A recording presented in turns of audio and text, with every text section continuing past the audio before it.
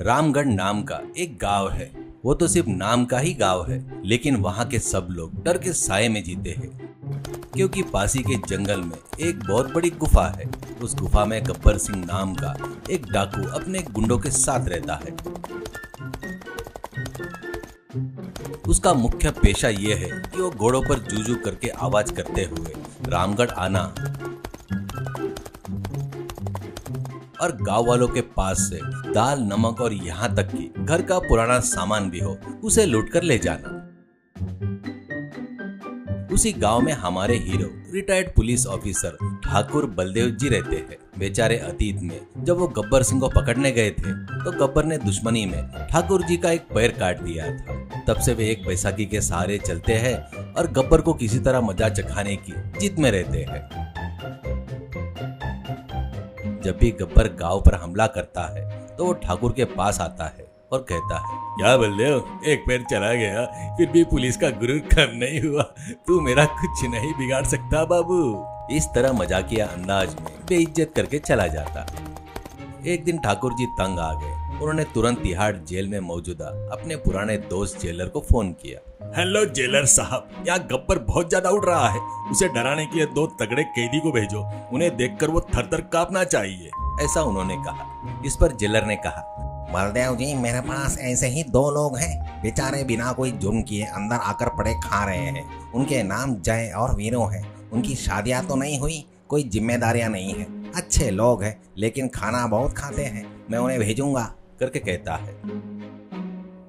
Jailer ने तुरंत जय और वीरू को बुलवाया।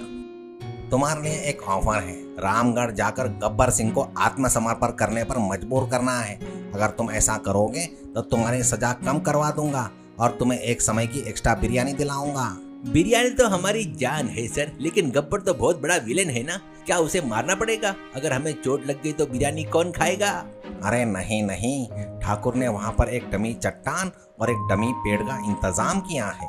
तुम बस उन्हें पकड़कर फेंक देना, उतना ही काफी है। गब्बर तुम्हारी बाहुबली जैसी ताकत देखकर डर जाएगा और पुलिस के सामने सरेंडर कर देगा। बस इतना ही करना है। डमी पत्थर तो चुटकी में उठा लेंगे, लेकिन हमें जाने के लिए एक अच्छी गाड़ी चाहिए ना सर।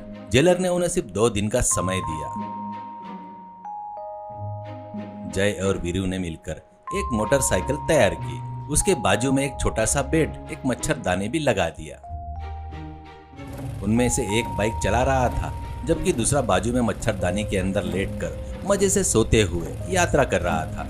वीरू बाइक चलाते हुए, ओए जय, सो गया क्या? मुझे यहाँ हवा की वजह से कुछ दिखाई नहीं दे रहा है और तू अंदर ऐसे सो रहा है जैसे एसी लगा हो। अरे वीरू, तू ड्राइविंग पर ध्यान दे यार। मैं तो गब्बर को कैसे डराना है इसके सपने देख रहा हूँ। वैसे मच्छरदानी वाला आइडिया कमाल का है यार। हाईवे पर जा रहे हैं फिर भी एक मक्खी तक नहीं अंदर आ रही है। वो बात नहीं है यार, जेलर साहब ने तो डमी पत्थर बताया था, वो सच में डमी है ना? और गलती से अगर ठाकुर जी ने असली पत्थर रख दिया तो हमारी तो कमर टूट जाएगी यार। अरे ठाकुर जी को हम पर भरोसा है। वैसे भी हम जो कर रहे हैं वो तो सिर्फ एक्टिंग है यार।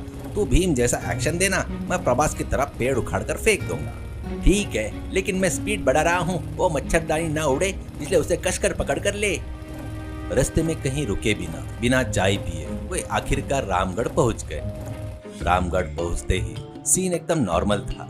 गब्बर सिंह अपनी गैंग के साथ में गांव के बीचों बीच घोड़ों पर बैठकर इंतजार कर रहा था। अभी तक कोई नहीं आया। ठाकुर, तू तो बहुत बड़ा चढ़ा कर बता रहा था कि लोग आएंगे। आ रहे हैं सर, ऐसा लग रहा है जैसे जंगल के हाथी आ रहे हैं। नहीं नहीं, कोई समूह बाइक पर आ रहा है। जय और वीरू स्टाइल में बाइक से उतरे। वीरू ने मच्छरदानी के बाहर आते हुए एक बड़ी सी जमाई ली। अरे कौन हो रहे तुम लोग? मच्छरदानी बांध कर आए हो? क्या मच्छर नहीं है, बाघ है। अरे बाघ वाघ बाद में देखेंगे, पहले बताओ कि वो पत्थर कहाँ है? उसने जोर से चिल्लाकर पूछा। ठाकुर ने आग मारी और पास के एक रखे थर्माकोल से बने एक भारी भरकम डमी पत्थर को दिखाया। गब्बर ने अपनी बंदूक निकाली और हवा में गोली चलाने ही वाला था। अरे गब्बर, बंद कर अपनी ये आवाजें, अब हमारा पावर देख। जय, एक बार काउंटडाउन स्टार्ट कर। वीरू गया और उस बड़े पत्थर के पास खड़ा हो गया। गब्बर की बुरी ज्ञान मुंह फाड़े देख रही थी। वीरू अपने मसल दिखाने की एक्टिंग करते हुए जय माहेशमती चिल्लाया और उस पत्थर को ऐसे ही एक हाथ से उठाकर फेंक दिया। असल में क्योंकि वो थर्माकोल का था, इसलिए हवा में ऐसे तैरता हुआ गया और गब्बर के घोड़े के सिर पर गिर गया। घोड़ा भी यह न जानते हुए कि वो एक डमी पत्थर है, चक्कर खाकर गिर पड़ा।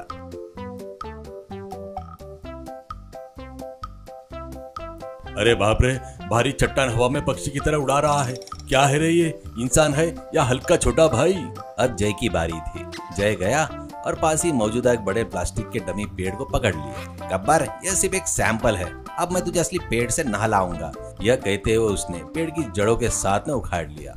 असल में उसे बस मिट्टी में ऐसे ही गाड़ दिया गया था और गब्बर की आंखों के सामने उसे पंखे की तरह गोल गोल घुमाकर दूर फेंक दिया। गब्बर सिंह की तो जैसे दिल की धड़कनें बंद हो गई थी। अरे बाप रे सांबा, ये लोग तो भारी चट्टान को गेंद की तरह फेंक रहे हैं, पेड़ के तिनके की तरह उखाड़ कर फेंक रहे हैं। कल ये हमको पकड़कर फुटबॉल खेलेंगे। चल रे बाबू, अगर इनसे पंगा लिया तो ये हमारी चमड़ी उधेड़ कर दाल फ्राई बना देंगे। गब्बर ने तुरंत अपनी बंदूकें फेंक दी और चिल्लाया, मैं सरेंडर कर रहा हूँ, मुझे ले जाकर पुलिस स्टेशन में डाल दो, लेकिन प्लीज इनके पास मत रखना। गब्बर की पूरी गैंग ने पुलिस स्टेशन जाकर सरेंडर कर दिया। गांव के सभी लोगों ने जय और वीरू को फूलों की माला पहनाकर सम्मानित किया। जय और वीरू, तुमने बहुत बढ़िया काम किया है। मैंने सोचा नहीं था कि वो डमी पत्थर वाला आइडिया इतना ज्यादा काम आएगा। बिरयानी का क्या हुआ ठाकुर जी? गब्बर का डर तो खत्म हो गया ना, अब हमारी भूख का डर दूर कीजिए।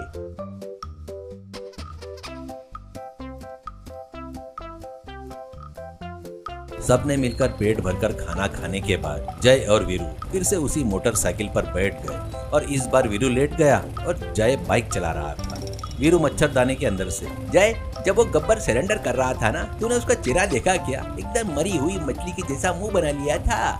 हाँ यार, उसने हमें सचमुच बाहुबली समझ लिया था। फिर भी वो पेड़ उखाड़ते समय मेरे हाथ में प्लास्टिक का एक छोटा सा टुकड़ा लग गया यार, बहुत दर्द हो रहा है।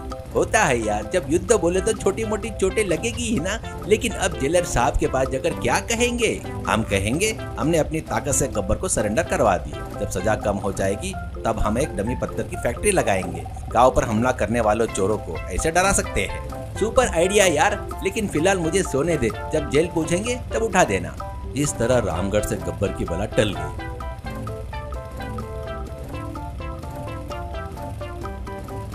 जय और वीरू भी आराम से बिना मच्छरों से कटवाए वापस जेल पहुंच गए।